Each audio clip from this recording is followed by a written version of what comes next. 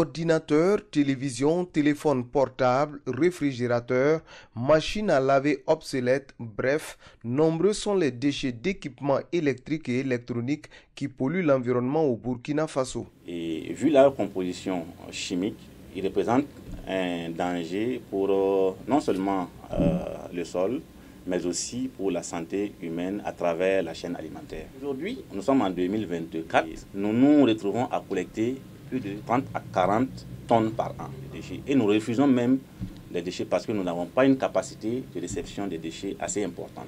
Si on nous dit aujourd'hui que nous avons un espace de stockage et que nous pouvons collecter autant que nous voulons, je vous dis qu'à l'année, nous pouvons collecter 100 tonnes.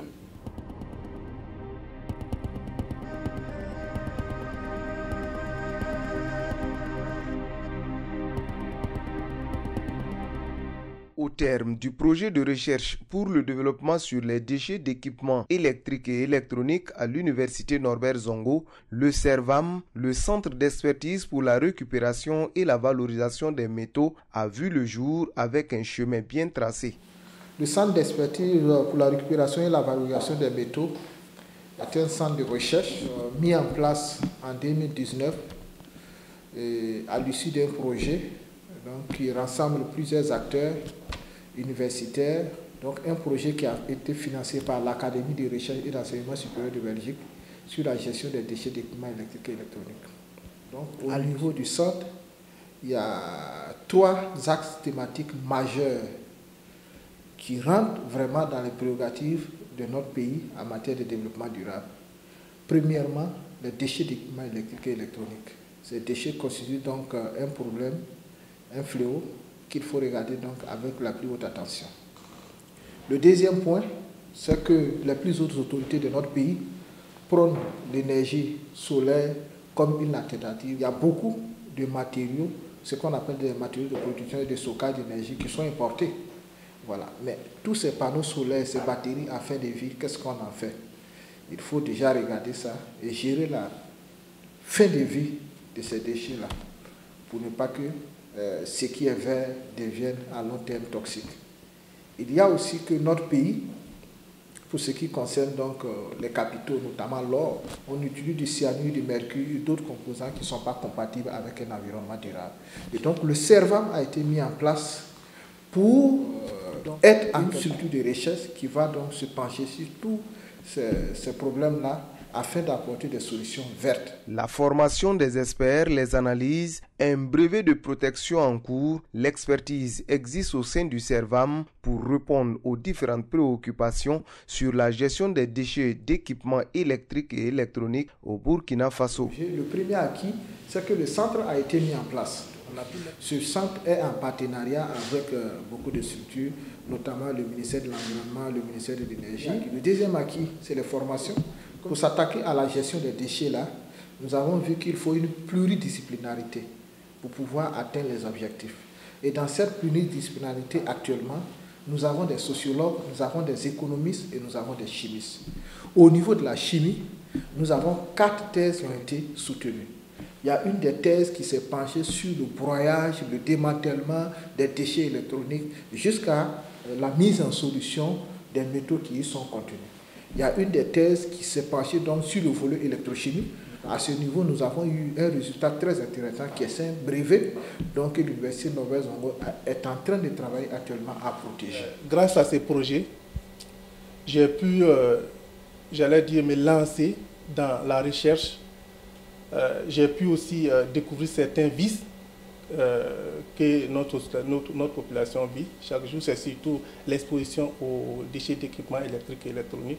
Nous avons cherché à étudier le comportement électrochimique des métaux précieux tels que l'or, l'argent et le palladium. Et nous avons eu des résultats concluants qui ont permis de montrer qu'il est possible, 1, de dissoudre ces métaux précieux dans ces solvants et 2, de les récupérer. Il fallait chercher à comprendre scientifiquement comment est-ce que ces métaux-là se comportent. Quels sont les paramètres électrochimiques qui permettent de les récupérer. Ça consistait tout simplement à réaliser des mesures de voltampérométrie cyclique ou encore des mesures de chronoampérométrie. La voltampérométrie cyclique, ça permet de voir comment l'élément se comporte complètement et de détecter le potentiel de dépôt. Mais il y a d'autres paramètres qui sont pour pouvoir optimiser les conditions de récupération de ces métaux. Ces paramètres, c'est quoi? C'est surtout le potentiel, c'est la température, c'est aussi la vitesse. Ma thèse a été réalisée en co-tutelle entre l'Université libre de Bruxelles et l'Université Norbert Zongo. Donc, ce qui m'a permis de passer 2 ans à Bruxelles et 2 ans au Burkina Faso. Docteur Kindo Adama, qui a soutenu ta thèse sur les minéraux. Il y a M. Sorgo Alassane qui a soutenu sa thèse là sur les déchets de la filière photovoltaïque.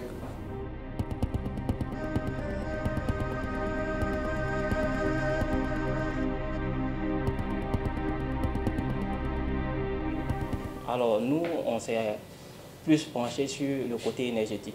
On s'est penché sur la récupération de ces panneaux en fin de vie. Alors donc, pour éviter un impact environnemental de ces panneaux-là, lorsqu'ils seront en fin de vie, on a anticipé en étudiant comment récupérer les éléments de ces panneaux solaires en fin de vie. Donc on a essayé, dans les études fondamentales, de voir si cette récupération était possible et quels sont les paramètres qu'on pourrait approfondir pour pouvoir avoir une meilleure récupération. L'autre volet, c'est de synthétiser des cellules souches qui vont permettre une meilleure absorption des rayons solaires, donc donner beaucoup plus d'énergie que les panneaux solaires qu'on a maintenant.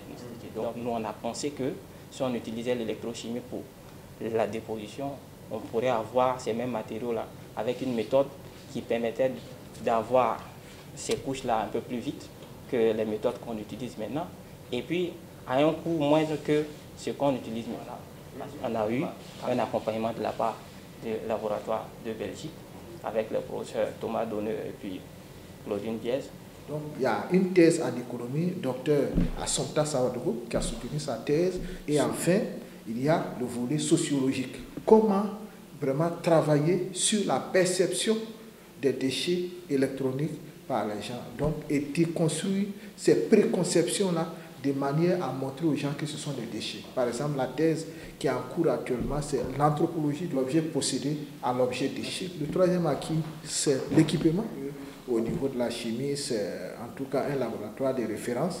Le projet a permis quand même de doter l'université d'un certain nombre d'équipements qui nous permettent aujourd'hui de nous affirmer du point de vue recherche, de nous lancer dans la recherche surtout électrochimique en vue de comprendre certains phénomènes électrochimiques, où j'allais dire encore allant dans le sens de gérer ces déchets d'équipements électriques et électroniques.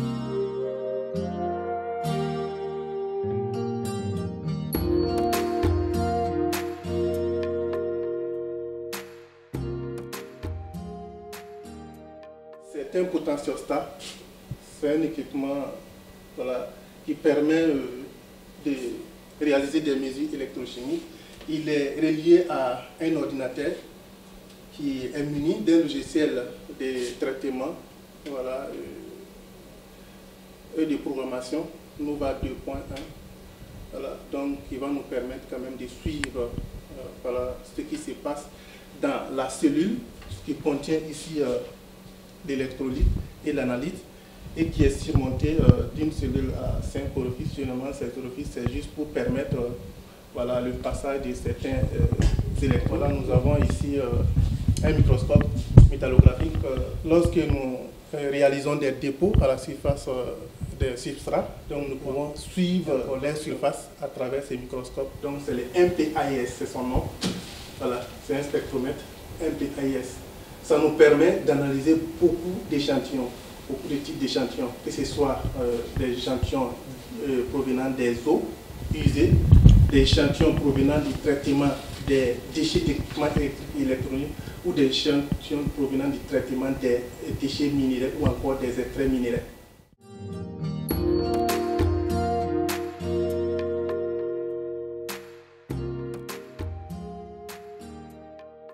On a eu un projet actuellement donc, Voilà, donc travaille à la mise en place d'un bâtiment. Dans la première phase du projet, nous avons regardé tout ce qui est métaux procédés, notamment l'or, l'argent et le palladium, dans ces déchets-là, voir comment les récupérer. Dans la seconde phase du projet, il s'agit de compléter en regardant le volet piles et batteries et voir comment nous pouvons les recycler aussi. Voilà, donc tous les étudiants qui ont soutenu dans la première phase du projet ont été recrutés. Il y a par exemple 3 qui ont été recrutés à l'université Norbert Zongo. Nous sommes actuellement 5 dont le projet a beaucoup apporté. Il y a un qui a été recruté à l'université Joseph Kizerbo, donc à chimie des procédés. Ils ne sont pas nombreux, ils ne sont pas plus de 2 chimistes dans ce domaine-là.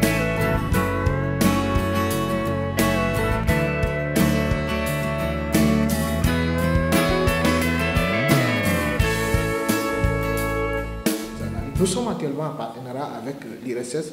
l'IRSS, c'est l'Institut de recherche en sciences de la santé au niveau du Burkina Faso.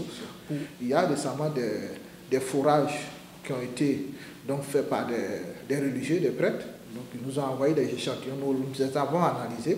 Une société minière donc, de la place, dans laquelle j'ai un étudiant.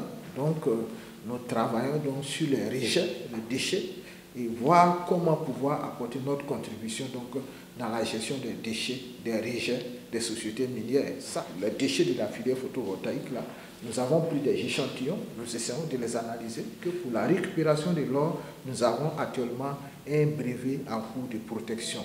Nous avons des broyeurs ici, nous avons tout ce qu'il faut pour le cycle d'analyse. Mon cri de cœur, mon appel, c'est vraiment d'accompagner donc, le projet que nous avons parce qu'il est très noble. Voilà, parce qu'il va apporter beaucoup pour notre pays. Nous sommes disponibles à faire une présentation sur tout ce que nous faisons comme activité. Et nous faisons beaucoup d'analyses, des prestations de services. Nous avons de l'expertise pour faire des formations. Je lance un appel aussi aux étudiants de s'intéresser, de passer visiter donc, le CERVAM. Nous accueillons des étudiants pour des stages, ainsi de suite. Le Centre d'expertise pour la récupération et la valorisation des métaux est ouvert au monde académique à toutes les entreprises. Chacun pourra y trouver son compte pour mieux envisager l'avenir et le développement du Burkina Faso.